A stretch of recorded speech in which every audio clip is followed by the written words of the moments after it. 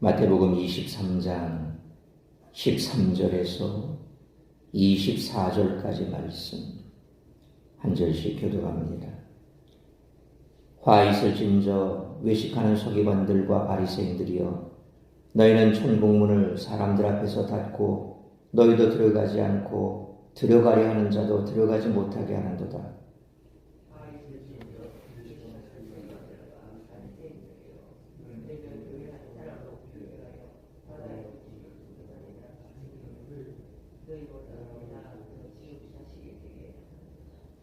화 있을진저 눈먼 인도자여, 너희가 말하되 누구든지 성전으로 맹세하면 아무 일 없거니와 성전에 금으로 맹세하면 지킬지니라 하는도다.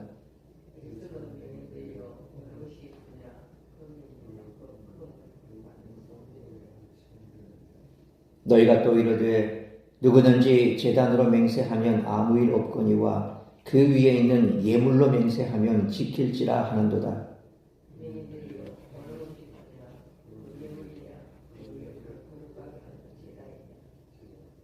그러므로 제단으로 맹세하는 자는 제단과 그 위에 있는 모든 것으로 맹세하며,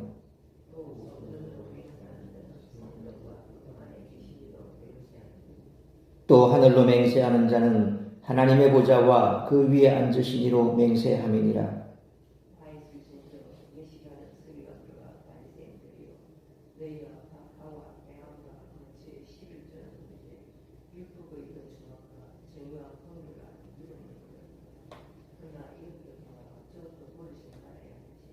(24절) 같이 읽습니다.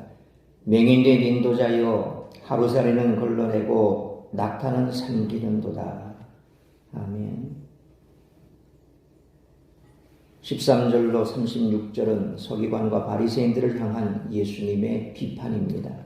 이 비판은 7개 항목으로 제기되고 각 항목은 화 있을진저라는 표현으로 시작됩니다. 오늘 본문 13절로 24절에는 처음 4개의 비판이 담겨 있습니다. 이제 예수님은 서기관들과 바리새인들의 문제를 7가지로 지적하십니다. 첫 번째 비판은 천국에 관한 것입니다. 이들의 잘못된 율법 준수가 그들 자신은 물론이고 그들의 가르침을 받는 사람들까지 천국에 들어가지 못하게 한다는 것입니다. 왜냐하면 율법의 근본 취지와 정신을 등한시한 채 율법 준수 행위에만 집중하는 것으로는 천국에 들어가는 의를 얻을 수 없기 때문입니다. 예수님께서 산상수훈에서 가르치신 대로 율법의 근본 취지를 구현하도록 계명을 지켜야 천국에 들어가는 의를 얻을 수 있다는 것입니다. 두 번째 비판은 이들의 전도에 관한 것입니다. 이들은 유대교 개종자들을 얻기 위해 열심히 노력하지만 이들이 가르치는 내용 자체가 천국에 들어가지 못하는 의이기 때문에 개종자들은 지옥의 자식밖에 되지 못합니다. 가르침이 옳지 않은 한 전도는 그저 잘못된 가르침에 빠져 지옥에 갈 인원을 늘릴 뿐입니다. 세 번째 비판은 맹세에 관한 것입니다. 이들은 효력 있는 맹세와 효력 없는 맹세를 나누는데 이를 위해 사용하는 기준이 잘못되었고 궁극적으로는 나누는 것 자체가 잘못되었습니다. 제단으로 맹세하건 성전으로 맹세하건 하늘로 맹세하건 결국은 이 모든 것 가운데 계신 하나님으로 맹세하는 것입니다. 따라서 모든 맹세는 효력이 있습니다. 하지만 하나님은 우리가 언행일치의 성품을 가짐으로써 아예 맹세를 하지 않는 것을 원하신다는 것입니다. 네 번째 비판은 11조에 관한 것입니다. 11조를 철저히 드리는 것도 중요하지만 그보다 더 중요한 율법 준수의 기본 정신인 하나님 사랑과 이웃 사랑, 그리고 정의, 긍휼, 믿음을 갖추는 것을 소홀히 해서는 안 됩니다. 율법 준수의 정확성을 기하되 율법 준수의 진정성을 잃지 말아야 서기관과 바리새인들의 의보다 나은 의를 얻을 수 있다는 것입니다.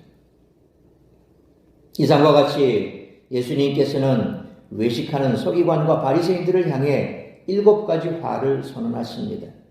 7은 완전수이기에 그들이 속히 회개하고 돌이키지 않으면 그 화로 인해 철저히 멸망당할 것임을 나타냅니다. 따라서 그 가운데 네 가지 선언인 오늘 본문의 말씀을 통해 우리들이 깨달아야 할 것은 첫째로 13절로 15절 말씀처럼 성도는 하나님의 말씀을 바르게 알고 지켜 준행하며 전해야 한다는 것입니다. 첫 번째로 선언하신 화는 13절 말씀처럼 서기관과 바리새인들의 행동과 가르침이 불러일으키는 결과입니다. 먼저 그들이 하는 행동으로 말미암아 그들은 천국에 들어가지 못할 것입니다. 그들은 율법을 엄격하게 지키는 모습을 보임으로써 사람들에게 존경받기를 원했습니다. 그러한 위선적 행위로는 천국에 들어갈 수 없습니다. 바리새인과 서기관들은 모세의 자리에 앉아 있었지만 정작 그들은 자신은 물론이고 다른 사람도 진리의 길로 인도하지 못합니다. 그래서 모두가 천국에 들어가지 못하게 합니다. 그들이 천국 문을 닫고 있는 셈입니다. 두 번째로 선언하신 화는 15절 말씀처럼 새로운 교인을 더 지옥의 자식이 되게 한다는 것입니다. 유대인들은 기본적으로 자신들이 선민이라는 의식이 있었기 때문에 이방인들을 전도하지 않았습니다. 그런데 바리새인 중에 개방적 사고를 가지고 이방인을 전도하는 자들도 있었던 것입니다. 교인 한 사람을 얻기 위해 바다와 육지를 두루 다니는 사람들입니다. 그들의 전도를 통해 유대 공동체에 들어온 이방인은 영적으로 백지 상태입니다. 그런 자들에게 진리의 말씀을 가르쳐야 하는데 왜곡된 말씀을 가르친다는 거죠. 소위 신앙을 가지고 있되 아직까지 그 신앙의 기본적인 도를 모르는 그런 그리스도인들을 꼬드겨서 이단에 끌어들이는 그런 이단들이 있죠. 신천지가 그 대표적이지 않습니까? 신천지는 일반 사람들은 전도 안 합니다. 왜? 그들을 신천인화 시키려면 뭔가 좀 그래도 기본적인 건 알고 있어야 되는데 생짜배기를 데리고 와서는 힘들다는 거죠. 그러니까 항상 그들은 교패가 붙어있는 집만 돌아다닙니다. 그런 사람들에게 찾아와서 자기들의 이단 사설을 막 늘어놓는 거죠. 그러니 신앙의 기본이 없는 사람들, 신앙의 뿌리가 없는 사람들, 그런 사람들을 데리고 가면 금세 조금만 지나면 그들 속에 들어가 버립니다. 소위 교회 안에 아직 뿌리 내지 못한 사람들, 혹은 또 교회에 불만이 많은 사람들, 그런 사람들이 주로 호속 대상 아닙니까? 데리고 가서 정말 눈물 나게 잘해줍니다. 교회 안에서 좀 상처받은 사람들이라면 금세 혹하죠. 야, 정말 여기가 내가 생각했던 그런 곳이 맞구나. 정말 너무 내가 잘 왔다. 이제 그때부터 이제 세뇌가 시작됩니다. 결국 그런 사람들을 데리고 와서 아무것도 모르는 사람들, 왜곡된 가르침을 가르쳐서 그래서 완전히 딴 사람으로 만들어버리는 거죠.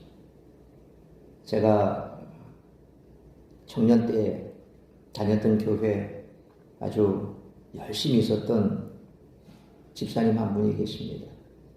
전포동 쪽에서 크게 미용실도 하셨던 분인데 아주 교회 열심히 하셨습니다. 그리고 나름 또 교회를 위해서 헌신도 많이 하셨던 그런 분이거든요. 근데 어느 날 교회를 안 나오는 겁니다. 꽤 시간이 지났습니다. 교회 홈커밍 데이라고 교회를 떠나갔거나 혹은 개인적인 이유로 인해서 교회를 출석하지 못하시고 다른 교회 출석하신다 할지라도 교회가 설립 기념일을 맞아서 그런 분들을 다 초청해서 교회에서 행사를 했던 적이 있습니다. 그런데 그분이 나타나셨어요. 근데 건장한 남자 3명을 데리고 나타났습니다. 근데 얼굴을 보니까 옛날에 제가 알던 얼굴이 아니에요. 아주 많이 검어진 데다가 그리고 매서워졌어요. 사람 표정 자체가 웃음기도 없는데 거기는 홈커밍 데이니까 마치 시집 갔던 딸이 친정 오는 그런 느낌 아닙니까? 다 밝고 웃고 그런데 얼굴에 웃음기가 하나도 없는 거예요. 아주 날카롭게 매섭게 그냥 그렇게 서성이고 있는 거예요. 그리고 나중에 다리 목사님한테 편지를 하나 보냈대네. 그 편지 내용이 당신은 성도들을 아주 기만하는 자다.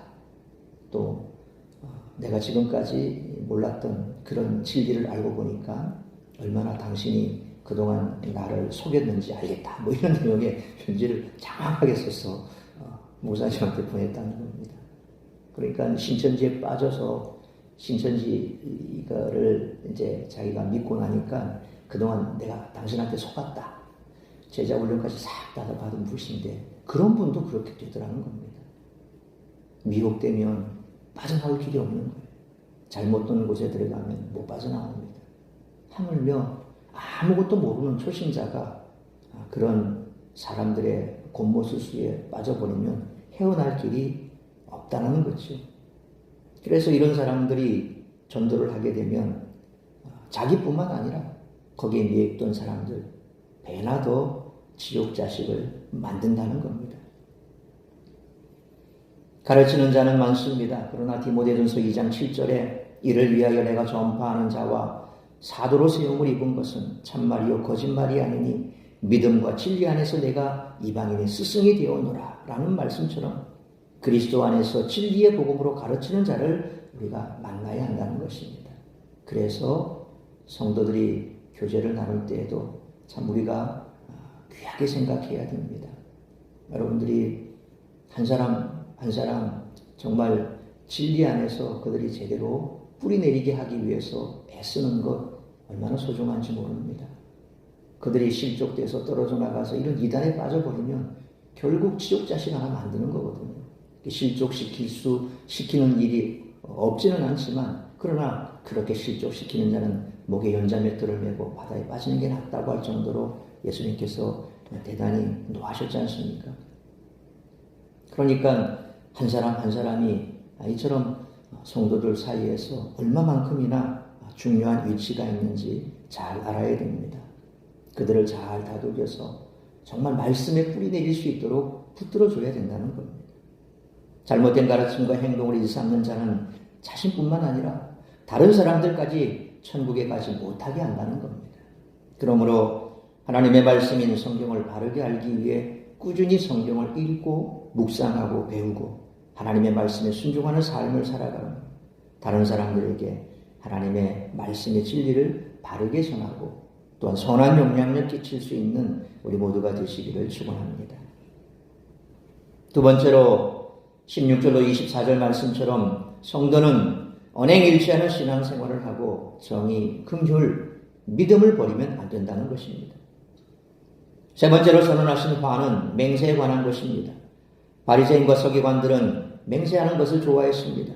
그러나 맹세를 할 때 하나님의 이름을 걸고 맹세하지 않았습니다. 만약 하나님의 이름을 걸고 맹세했다가 지키지 못하면 재앙이 임한다는 두려움이 있었기 때문입니다. 그래서 다른 대상들을 두고 맹세했습니다.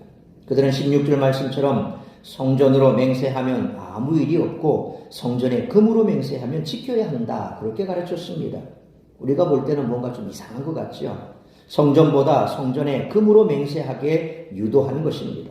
그러나 예수님께서는 17절 말씀처럼 성전 안에 금이 중요한 이유는 금 자체 때문이 아니라 그것이 성전 안에 있기 때문이라는 것입니다. 가치의 근원은 금이 아니라 성전이라는 것입니다. 그리고 18절 말씀처럼 제단이 아니라 제단 위에 예물로 맹세하게 했습니다. 그러나 예수님께서는 19절 말씀처럼 예물이 귀한 것은 제단 위에 드려졌기 때문이라는 것입니다. 제단이 가치의 근원이라는 것입니다. 따라서 20절로 22절 말씀처럼 이 모든 것은 어리석은 생각입니다. 무엇으로 맹세를 하든 그것은 하나님과 연결되어 있습니다.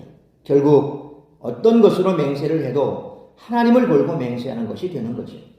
여기서 예수님이 말씀하고자 하시는 것은 바르게 맹세하는 방법이 아닙니다. 맹세를 하는 자는 자신의 불신앙, 믿음 없음을 드러내는 것입니다. 믿음이 있다면 맹세하지 않고도 신앙생활 할 수 있다는 거죠. 우리가 그렇게 돼야 된다는 겁니다. 옛날에는 나 예수 믿는 사람이니까 나 믿어도 돼 라고 하면 그래? 라고 사람들이 믿어줬답니다. 근데 요즘에는 그런 말도 안 통합니다. 소위 밖에 나가서 어떤 문제가 있어서 내가 목사입니다. 그러면 근데요. 그게 뭐겠다고요? 사람들은 안 믿습니다. 목사라고 해도 콧방귀 낍니다. 그런 세상이 되어버린 겁니다. 목사도 그러는데 평신도는 오죽하겠습니까? 나 예수 믿는 사람이요? 그러면 그게 어쨌다는 거예요? 그만큼 우리의 이 인격이 땅에 떨어진 겁니다. 옛날에는 예수 믿는 사람입니다 라는 말이면 그래 뭐 믿을만 하겠네 라고 했다고 하지만 지금은 목사라고 해도 안 통합니다. 왜 그렇게 됐습니까? 우리의 삶이 그만큼 밑받침이 안 된다는 겁니다. 예수 믿는다, 목사가 그거 믿음에 그 사람을 믿을 만한 아무런 조건이 안 된다는 거죠. 우리가 정말 신앙생활 바르게 하고 제대로 된 삶을 산다면 그런 말에 가치가 있겠지만 지금은 그것이 아무런 가치가 없는 겁니다. 그래서 그 다음에 뭘 합니까? 담보를 제공하는 거죠. 내가 이런 것 할 테니까 나 믿어. 그게 바로 맹세라는 겁니다. 내가 뭘 두고 맹세할 거니까 내 말이 진짜야. 제대로 된 삶을 살면 그런 거 필요 없다는 겁니다.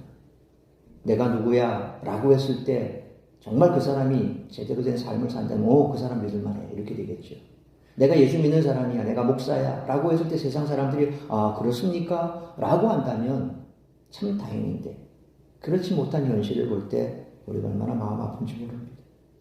그래서 맹세하지 않고도 우리를 믿어줄 수 있는 그런 신행일치하는 삶을 살아야 된다는 거죠. 네 번째로 선언하신 화는 23절 말씀처럼 11조에 관한 것입니다. 바리새인들은 아주 작은 수입원, 곧 박하, 회향, 근체, 소위 풀뿌리에 그런 11조까지 바쳤습니다. 그런데 11조를 바치는 그들에게는 정의와 긍휼과 믿음이 없었습니다. 이는 마치 24절 말씀처럼 하루살이는 걸러내고 낙타는 삼켜버리는 꼴과 같습니다. 사소한 것, 곧 작은 수입원의 11조를 철저히 지키려 하면서도 정말 중요한 것, 곧 정의, 긍휼, 믿음은 외면하고 소홀히 여긴 것이죠. 성도는 믿음으로 살고 믿음으로 섬겨야 합니다. 믿음 없이는 하나님을 기쁘시게 할 수 없다고 했습니다.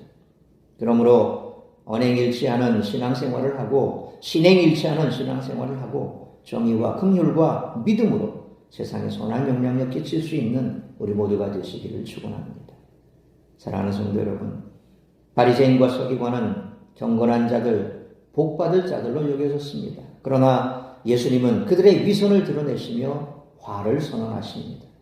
그러므로 위선적 신앙의 모습을 회개하고 언행일치하는 신행일치하는 신앙생활을 하며 정의와 긍휼과 믿음으로 세상에 선한 영향력을 끼치는 참된 제자의 삶을 살아가는 우리 모두가 되시기를 주님의 이름으로 축원합니다.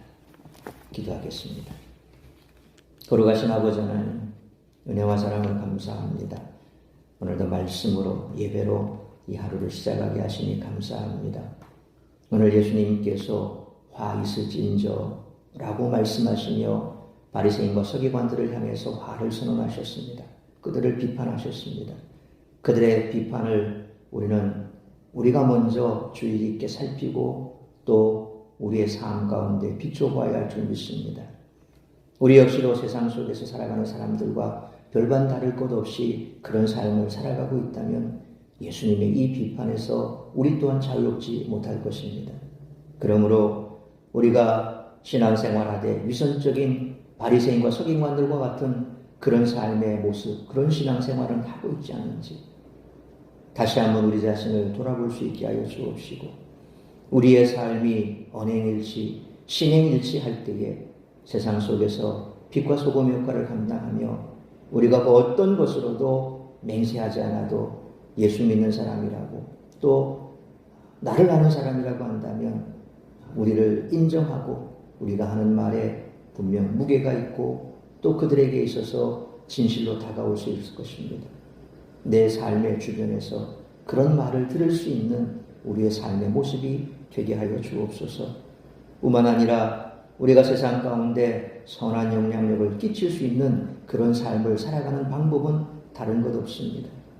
하나님께서 말씀하신 그 말씀대로 지켜 준행해야 될 것입니다.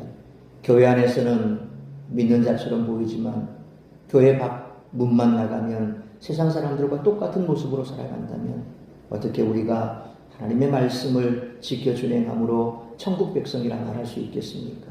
주님께서 우리를 불러 제자로 삼으시고 세상 끝까지 복음을 전하라 말씀하신 그 사명을 감당하는 제자라고 말할 수 있겠습니까?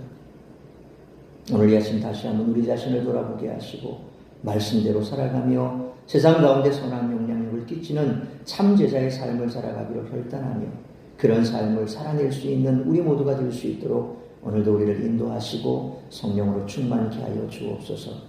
오늘도 우리 사랑하는 성도들의 삶을 붙드시고 저들의 삶 가운데 오늘도 만나는 모두에게 선한 영향력을 끼치고 또 주님의 말씀대로 지켜 준행하는 우리의 모습을 통하여 그들이 주께로 돌아오는 역사가 나타날 수 있는 복된 한날의 삶이 될 수 있기를 간절히 빌고 소원하오며 이 모든 말씀 우리 주 예수 그리스도 이름으로 기도하옵나이다. 아멘.